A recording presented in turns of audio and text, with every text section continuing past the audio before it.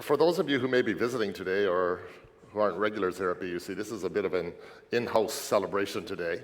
But we hope that you recognize, no matter where you're from or who you are, that the key message is that we are all called to serve our communities in our own unique and individual ways. And every single one of us has been blessed with some kind of special gift from the divine source of life to express those gifts in the community. So we hope as we celebrate a particular person from this community this morning, that might actually invite you to reflect upon what are the special gifts that I bring to community, and how can I serve the wider life of the world in my own life. And that's what we're suggesting all of you and asking you to really think about this evening as well. And we really encourage you to come this evening to our 6 o'clock reception as well.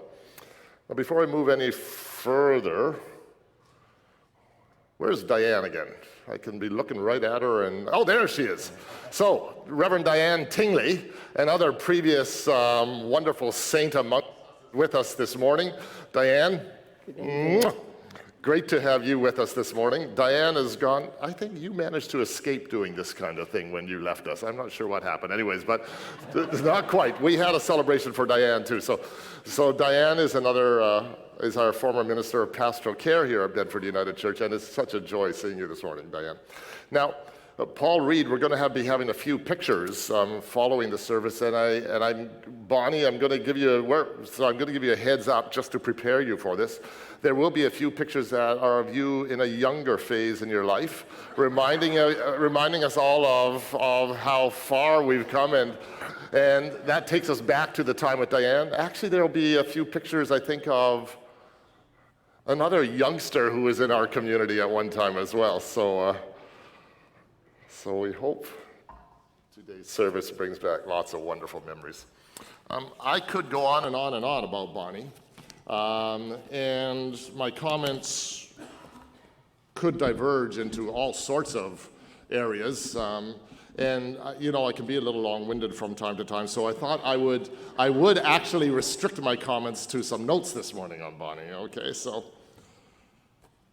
we're here to celebrate and to acknowledge a very special gal who's been a part of our community for 14 years. And that lady, spunky, possessing a great sense of humor, deeply caring, fiercely independent. She's been a joy to live with and to work with. Bonnie has sometimes said to Danielle, I know your husband probably almost as well as you do. I'm talking, of course, about Bonnie Moir. She's been our administrative assistant and office manager here for the past 14 years. I first met Bonnie at an interview here at the church, which I and Ken Dodsworth were conducting many years ago, because our previous secretary, Marlene, who is also here sitting right beside Bonnie this morning, had to resign very quickly as a result of some personal health issues.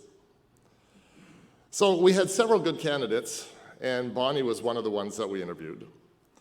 But what we most appreciated about Bonnie was that she was committed to one of the core values that we so lift up and appreciate here at Bedford United Church, and that is the value of lifelong learning.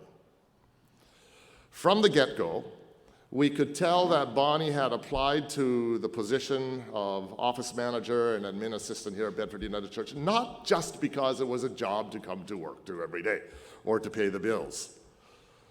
We could tell with Bonnie from the get-go that she had a mission in life. We should all have a mission in life. And that mission was to keep growing ever more deeply into the truly beautiful human being that she already was. She was committed to learning about herself, learning about life and relationships, and moving deeper into a relationship with God. She had a passion for self-development and growth and learning, and we said, aha, that lady belongs in this community. What we also loved about Bonnie was the quality of her energy. And this is going to sound a lot like a eulogy, Bonnie, but you're still very much with us, so it's not a eulogy.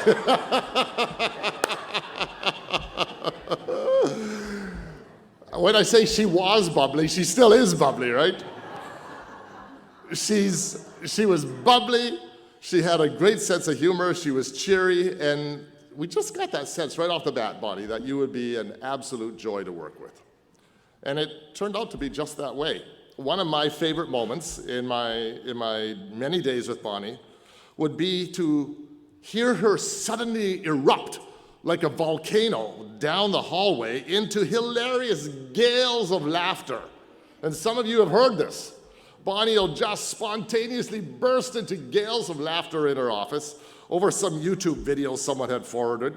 And invariably, I'd hear her call down the hallway to me, "David, come here and see this, you gotta see this." And soon we'd both be splitting our sides laughing. Bonnie's joy was and continues to be infectious. But Bonnie turned out to be something else too. Feisty, determined, like a dog with a bone when she had some need that got her attention. She loved nothing better than a good project where she'd have to do some digging around and get to the bottom of something. Sort of like the time I wanted to know what the rates of the local funeral homes were charging for services, because we were kind of getting into a bit of competition and not wanting to be too obvious about why we were calling or who it was that was calling. It was a little bit of investigative journalism, right? I said, "Bonnie, can you do this for me?" And Bonnie smiled and just said, "Just you leave it to me, David. I can play the role of a grieving widow just fine." She would do W5 just proud, right? Now, sometimes Bonnie could be a little stubborn and dig in her heels, especially if she felt people were taking a bit of advantage of her, right? And she's nodding her head, yes. The problem here, and Jen, take note on these comments here, the problem with working in her role in a congregation with over 400 people who all want to be your boss, or at least want to make demands upon you, and sometimes it's a bit of a challenge to find the sweet spot as to where and when to say yes joyfully, and where and when to say no gently but firmly. Jen, are you listening? But Bonnie could usually find that sweet spot with grace and humor, even though she'd sometimes come to me pulling her hair out to the point where I thought she'd have less hair than me on my head. But she generally got the mix right and knew how to establish healthy and appropriate boundaries within a large community, right? Bonnie may be small in stature, but the strength of her character and feisty nature meant she'd stand down to no one. Thus, you can all imagine both my amazement and delight when I discovered, all the aforementioned being true, that the mere sight of even the tiniest little mouse running through her office, which has happened on more than one occasion, would reduce her to a quivering bowl of jelly crouched on top of her desk, or charging out into the hallway and shouting, "David, David, come here and get this mouse." And I would love nothing more than rescuing her from these horrible and dangerous monsters from time to time.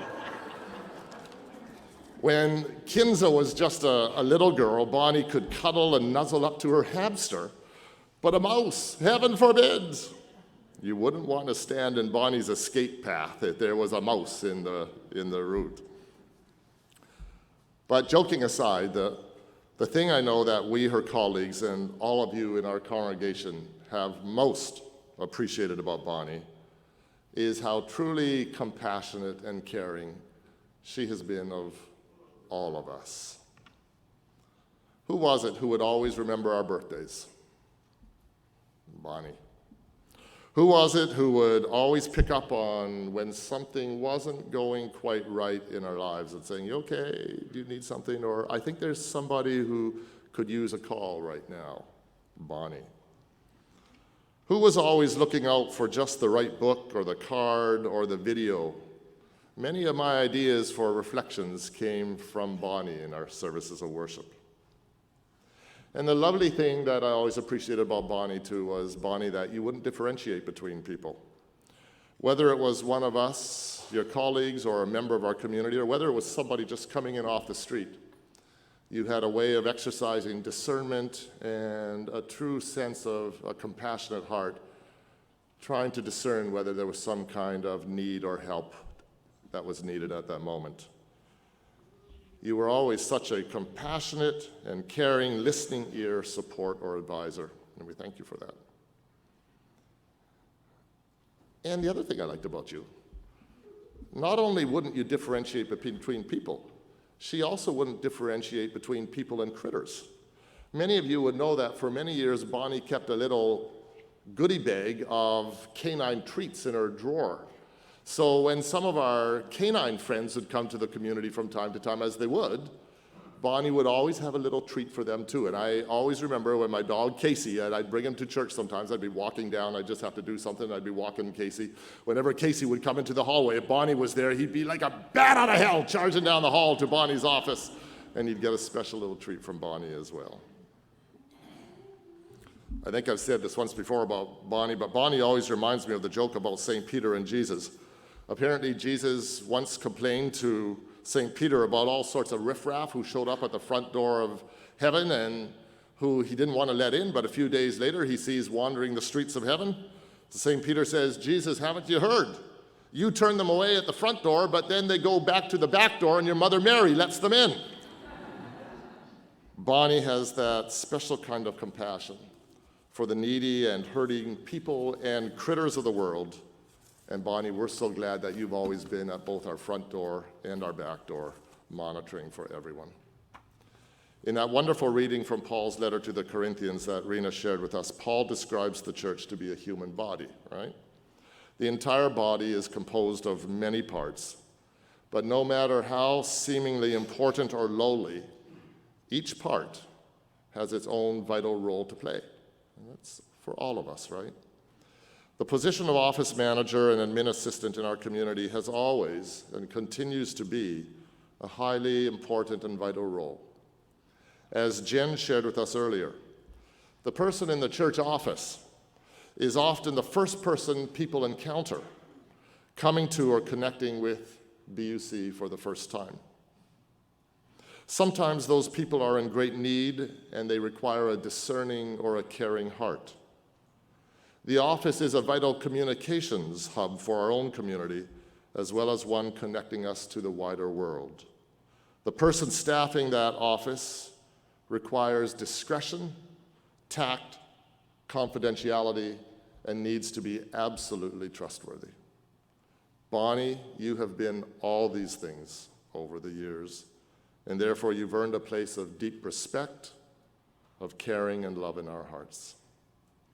As you move into this new phase of your life, technically called retirement, but in actual fact, merely the beginning of a new adventure. All of us, we wish you much joy, fulfillment as you move forward, and great memories of this place as well.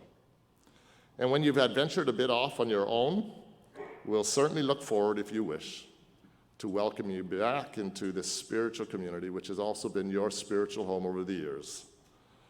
We'll welcome you home with open arms, much love, and opportunities for new service as the Spirit might call you.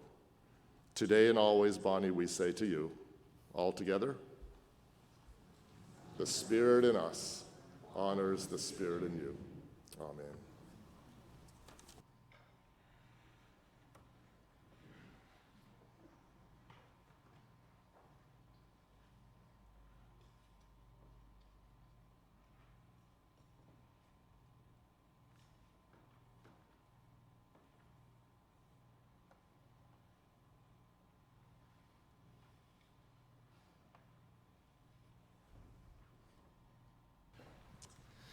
So it seems to me that retirement is perhaps a little like some letting goes and some embracings.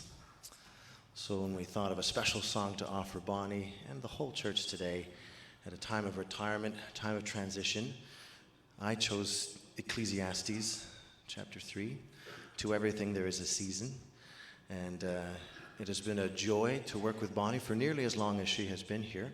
I came in maybe less than a year after you, Bonnie, and a great gift that I hope everyone who works can experience is working with someone who welcomes the whole person. Not just the professional, let's get it done, let's be about our jobs, but how is your family? How are you today, as David was saying, and to share in Bonnie's joys with her grandchildren as they grew, visits from family, and her great love of her friends, and indeed her passion for growing. So to everything there's a season. The phrase for me that jumps out, there is a time to plant and there is a time to harvest. All of the seeds of love that you have planted, it's time to let it all go and let us be a little better because you were here for so long and did so much, and harvest all of the good things you have grown in your life, and we get to harvest all the joys as well. So thank you for all the seeds, Bonnie. We're better because of you, and we'll miss you.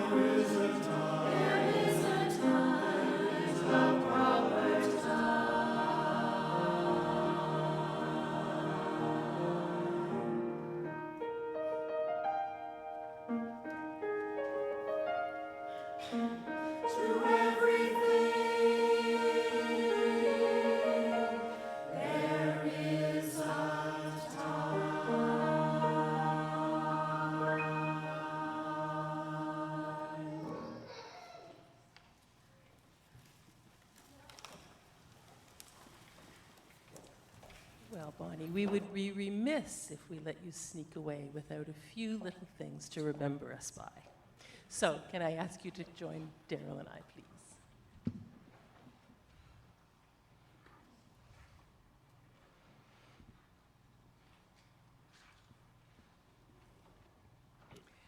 You're holding up very well.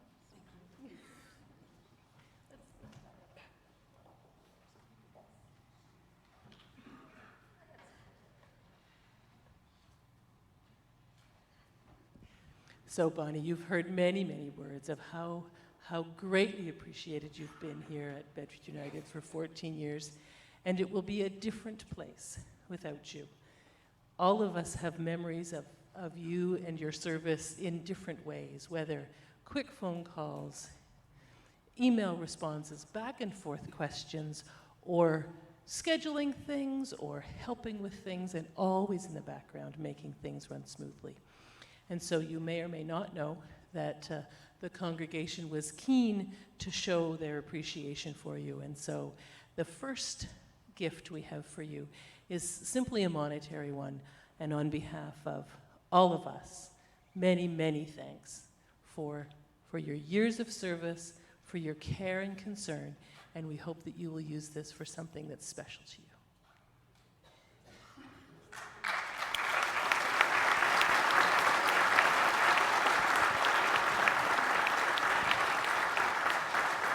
So on behalf of council, Val and I have an opportunity to present the next gift.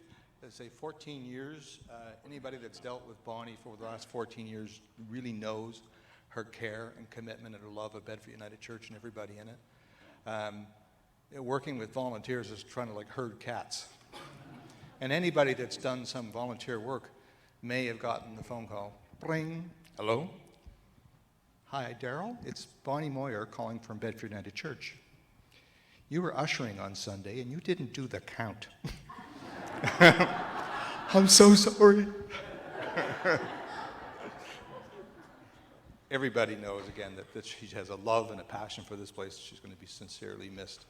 I understand, too, that one of your loves is a passion for travel, and that you want to take some time and dedicate yourself to healthy living and some new cooking skills. And to that end, we'd like to, on behalf of council, present you with this small token of appreciation, which you can open to kick off. You have to open it.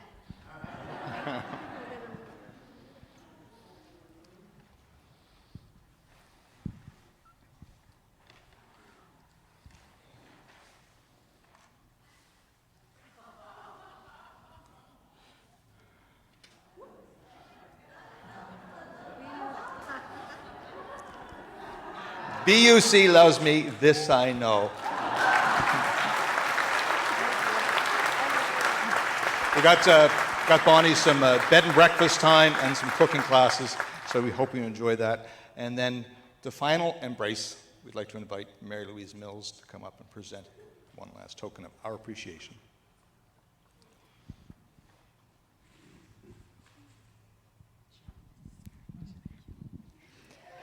So Bonnie, you have given so much care for everyone, and as somebody who's been involved with pastoral care, Bonnie actually took the pastoral care course at one time and decided not to serve directly on the team with direct visiting, but to do all her pastoral care from the office. And that has made such a difference. So in the spirit of caring,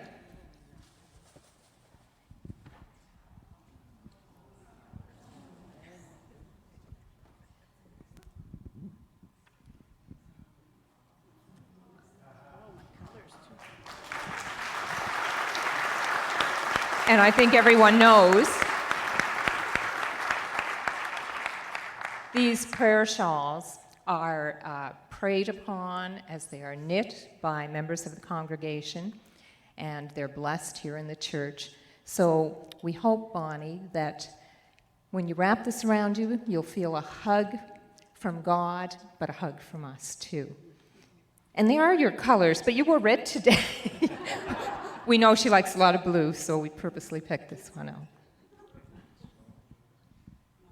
Before Bonnie's going to share a few words, but we have a big card. Val, can you hold it up? So if any of you haven't signed this yet, this is a special card for Bonnie on her retirement, and we'll have it at a reception following the service in the church hall. And it's an opportunity for you to come and share some of your stories over coffee and cake, and just we'll have a little bit of an open mic as well for all of you to come, and you can also have a chance to sign the card then if you haven't signed it. Thank you. Wow, it's really different seeing you all together than individually at the church office or at my window. First of all, I want to say how blessed I have been working with the entire staff, both past and present, for the past 14 years at BUC.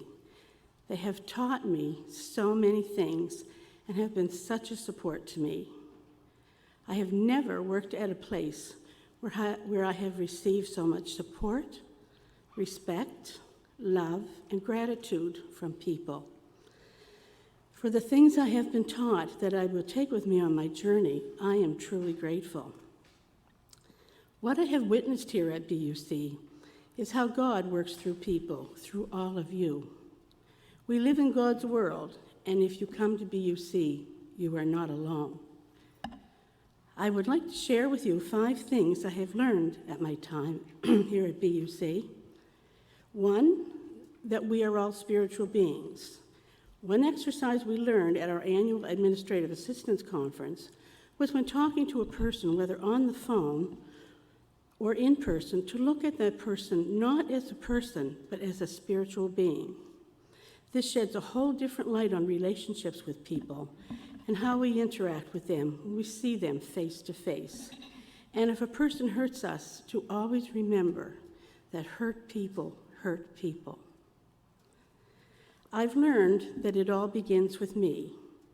If I am in fit spiritual condition and in balance, then my world and the people in it are great. And if I'm not, then I need to go inward for spiritual guidance to get grounded. David has taught me that unless I have a good foundation, a good sense of self, then I will be affected and controlled by people, places, and situations. No one gets to determine our value but ourselves. Sometimes I have to ask myself, who is driving my bus? All the ministers have taught me that what is sometimes even more important in relationships is not only how and what things are said, but also even more important, what is not said. To not waste words in anger and resentment, they are biggies. Words that once are said that can't be taken back. I don't know about other churches, but here at BUC, the ministers are a pro at it. Even when they feel like it sometimes, they don't use words that do not serve a good purpose. They have big, big hearts. And last but not least, do not be afraid to grow old. Working at BUC at funerals, I've learned it is a privilege denied to many. I'd like to share with you at this time a funny conversation I had with David one day, and there were many. When my daughter was getting married in Mexico, I asked David if the plane went down, if he would do my funeral. At which time he added, "Of course I will, Bonnie." And after a long pause, he said, "But it may be more like a roast."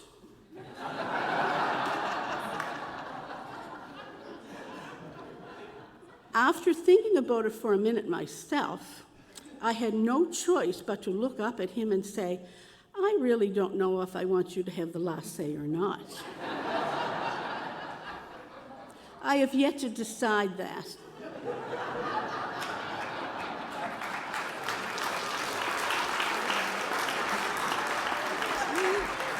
Told you I was getting around here. Okay, here it says breathe, okay? Thank you everyone so much for these past 14 years working with me, with your warmth and caring you brought to my work and life here at Bedford United Church. It was a privilege and an honor to work with you, and I am filled with gratitude for all the blessings that I have received, and there were many. It is my wish that you will continue to support this wonderful spiritual home that we are all so blessed to be a part of. For this we are responsible, and it is God's work that we are doing, and as we know, God works through us all. Thank you, everyone, for your gifts of love, laughter, hugs, smiles, and your beautiful spirits. You are a very special congregation. The Spirit in me honors the Spirit in you.